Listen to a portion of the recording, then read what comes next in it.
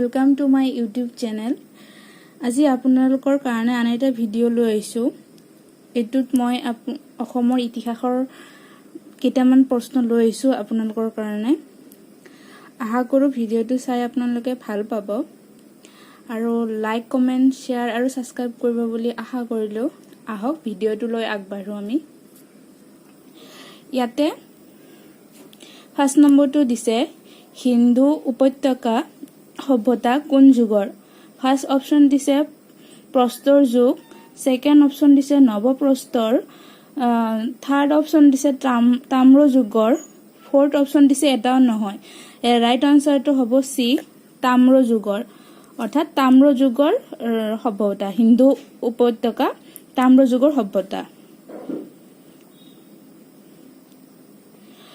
হিন্দু উপত্যকা সভ্যতাৰ প্ৰথম খনন আৰম্ভ হৈছিল কিমান খ্ৰীষ্টাব্দত। ফাৰ্ষ্ট অপশ্যন দিছে 1905 খ্ৰীষ্টাব্দত, ছেকেণ্ড অপশ্যন দিছে 1921 খ্ৰীষ্টাব্দত, থাৰ্ড অপশ্যন দিছে 1922 খ্ৰীষ্টাব্দত আৰু ফৰ্থ অপশ্যন দিছে 1857 খ্ৰীষ্টাব্দত। ৰাইট এনচাৰটো হ'ব বি, 1921 খ্ৰীষ্টাব্দত। 1921 খ্ৰীষ্টাব্দত হিন্দু উপত্যকাৰ সভ্যতাৰ প্ৰথম খনন আৰম্ভ হৈছিল। 3 নম্বৰটো দিছে যে ভগনীয়া ৰজা বুলি কাক কোৱা হয়।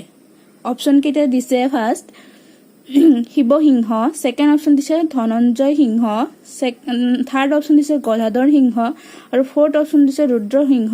ইয়াৰে ৰাইট এনচাৰটো হ'ব বি, ধনঞ্জয় সিংহ, অৰ্থাৎ ধনঞ্জয় সিংহক ভগনীয়া ৰজা বুলি কোৱা হৈছিল।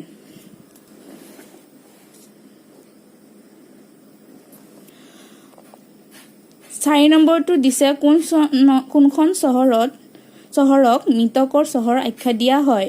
ফাৰ্ষ্ট অপশ্যন দিছে হৰপ্পা, ছেকেণ্ড অপশ্যন দিছে মহেঞ্জোদাৰো, থাৰ্ড অপশ্যন দিছে লোথাল, ফৰ্থ অপশ্যন দিছে ৰূপাৰ। ইয়াৰ ৰাইট এনচাৰটো হ'ব বি, মহেঞ্জোদাৰো, অৰ্থাৎ মহেঞ্জোদাৰো মৃতকৰ চহৰ বুলি আখ্যা দিয়া হয়। 5 নম্বৰ হৰপ্পাত খনন কাৰ্য চলাইছিল কোনে। হৰপ্পাত ফাৰ্ষ্ট খনন কাৰ্য চলাইছিল। ফাৰ্ষ্ট অপশ্যন দিছে ডি চাহানী, ছেকেণ্ড অপশ্যন দিছে ডি কোশাম্বী, থাৰ্ড অপশ্যন দিছে R D Banerjee, fourth option দিছে মাৰ্চাল। ইয়াৰ ৰাইট এনচাৰটো হ'ব এ, ডি চাহানী, অৰ্থাৎ ডি চাহানীয়ে হৰপ্পাত প্ৰথম খনন কাৰ্য চলাইছিল। অসমৰ প্ৰথম আনুষ্ঠানিক লোকপিয়ল কোনে কৰাইছিল। অপশ্যন কেইটা দিছে ফাৰ্ষ্ট ৰুদ্ৰসিংহ, ছেকেণ্ড অপশ্যন দিছে চুকাফা,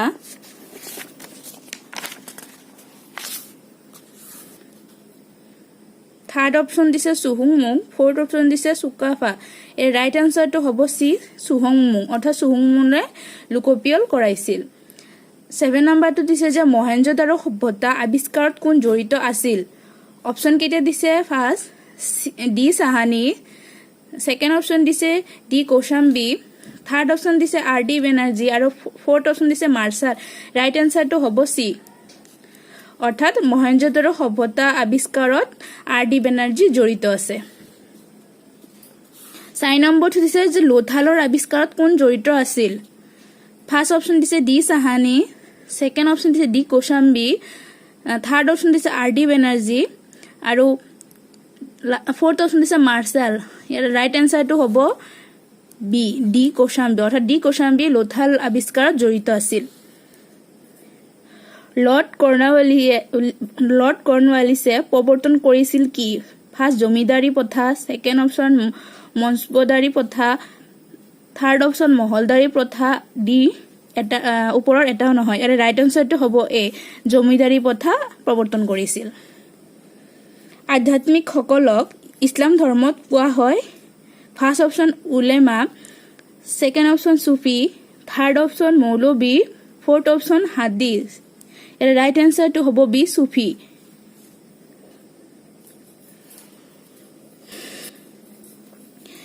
11 নম্বৰটো দিয়া আছে যে তলৰ কোনখন ঠাইত ঘোঁৰাৰ অৱশেষ পোৱা গৈছিল, অৰ্থাৎ এই সভ্যতাকেইটাত ক'ত ফাৰ্ষ্ট ঘোঁৰাৰ অৱশেষ পোৱা গৈছিল। ফাৰ্ষ্ট দিছে মহেঞ্জোদাৰো, ছেকেণ্ড দিছে হৰপ্পা, থাৰ্ড অপশ্যন দিছে চুৰকুট্টাৰা, ফৰ্থ অপশ্যন দিছে কণিবাঞ্জান। ৰাইট এনচাৰটো হ'ব চি, চুৰকুট্টাৰা। 12 নম্বৰটো দিছে হিন্দু সভ্যতাত মানুহৰ বাবে ঘোঁৰা আছিল ফাৰ্ষ্ট অপচন দিছে পৰিচিত জন্তু সেকেন্ড অপচন দিছে অপৰিচিত জন্তু থাৰ্ড অপচন দিছে পোহনীয়া জন্তু ফোৰ্থ অপচন দিছে বনৰীয়া জন্তু ৰাইট এনসাৰটো হ'ব বি অপৰিচিত জন্তু অৰ্থাৎ হিন্দু সভ্যতাত মানুহৰ বাবে ঘোঁৰা অপৰিচিত জন্তু আছিল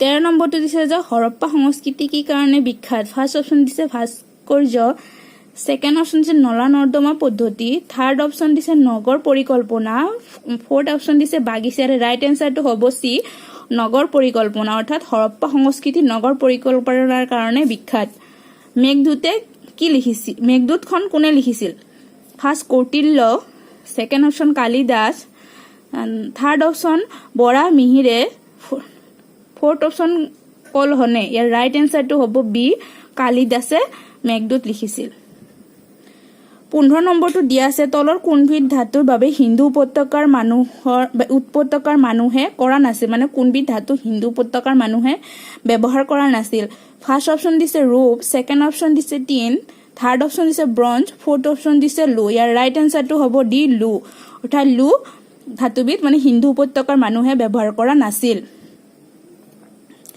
16 নম্বৰটো দিছে আৰ্যসকলে ভাৰতত প্ৰথমে কোত বাস কৰাৰ কথা জনা অৰ্থাৎ আৰ্যসকলে ভাৰতত কোত বসবাস কৰিছিল ফাৰ্ষ্ট অপচন দিছে দিল্লী সেকেন্ড অপচন দিছে কাশ্মীৰ থাৰ্ড অপচন দিছে পাঞ্জাব ফোৰ্থ অপচন দিছে বিহাৰ ৰাইট এনসাৰটো হ'ব সি পাঞ্জাব অৰ্থাৎ পাঞ্জাবত আৰ্যসকলে প্ৰথমতে বসবাস কৰা বুলি জনা যায় 17 নম্বৰটো দিছে যে হৰপ্পাবাসীসকলৰ লগত বাণিজ্যিক সম্পৰ্ক আছিল কিহৰ লগত ফাৰ্ষ্ট অপচন দিছে ইৰাণ আৰু আফগানিস্তানৰ লগত বি অপচনটো দিছে চীন আৰু ইৰাকৰ লগত থাৰ্ড অপচন দিছে ইজিপ্ত আৰু জাপানৰ লগত ফোৰ্থ অপচন দিছে জাপান আৰু চীনৰ লগত ৰাইট এনসাৰটো হ'ব এ অৰ্থাৎ হৰপ্পাবাসীসকলৰ বাণিজ্যিক সম্পৰ্ক আছিল ইৰাণ আৰু আফগানিস্তানৰ লগত বলি বিধান কি বলি বিধান কি দি ইয়াতে দিছে ফাৰ্ষ্ট অপচন দিছে এবিধ কৰ সেকেন্ড অপচন দিছে যুদ্ধৰ সামগ্ৰী থাৰ্ড অপচন দিছে এবিধ খাদ্য আৰু লাষ্ট অপচন দিছে এটাও নহয় ইয়াৰে ৰাইট এনসাৰটো হ'ব এ অৰ্থাৎ বলি বিধান হৈছে এবিধ কৰ আৰ্যসকলৰ আটাইতকৈ মূল্যৱান জন্তু আছিল কি আৰ্যসকলৰ আটাইতকৈ মূল্যৱান জন্তু কি আছিল ফাৰ্ষ্ট অপচন দিছে গৰু সেকেন্ড অপচন দিছে ঘোঁৰা থাৰ্ড অপচন দিছে গাড়ী ডি অপচন দিছে উট গাড়ীটো নহয় তেতিয়া সেইবিলাক নাছিলে এৰে ৰাইট এনসাৰটো হ'ব এ গৰু অৰ্থাৎ গৰু আৰ্যসকলৰ আটাইতকৈ মূল্যৱান জন্তু আছিল 20 নম্বৰটো দিছে যে অৰ্থশাস্ত্ৰ কাৰ শাসনকালত ৰচনা কৰা হৈছিল ফাৰ্ষ্ট অপচন দিছে মগধ সেকেন্ড অপচন দিছে মৌৰ্য থাৰ্ড অপচন দিছে নন্দক ফোৰ্থ অপচন দিছে সাকিয়ান ইয়াৰ ৰাইট এনসাৰটো হ'ব বি মৌৰ্য অৰ্থাৎ মৌৰ্যসকলৰ শাসনকালত অৰ্থশাস্ত্ৰ ৰচনা কৰা হৈছিল 21 নম্বৰ দিছে ইয়াতে নিষ্ক কি নিষ্ক এবিধ কি চাও বাৰু ফাৰ্ষ্ট অপচন দিছে এবিধ কৰ সেকেন্ড অপচন দিছে এবিধ সোণৰ মুদ্ৰা থাৰ্ড অপচন দিছে এবিধ যুদ্ধৰ সঁজুলি লাষ্ট অপচন দিছে এটাও নহয় ইয়াৰ ৰাইট এনসাৰটো হ'ব বি অৰ্থাৎ নিষ্ক হৈছে এবিধ সোণৰ মুদ্ৰা গতিকে ফ্ৰেণ্ড ভিডিওটো আজি ইমানতে সামৰিলো আশা কৰো ভিডিওটো আপোনালোকে ভাল পাইছে যদি ভাল পায় বিশেষ লাইক কমেন্ট শ্বেয়াৰ আৰু সাবস্ক্ৰাইব কৰিবলৈ নাপাহৰিব Thank you.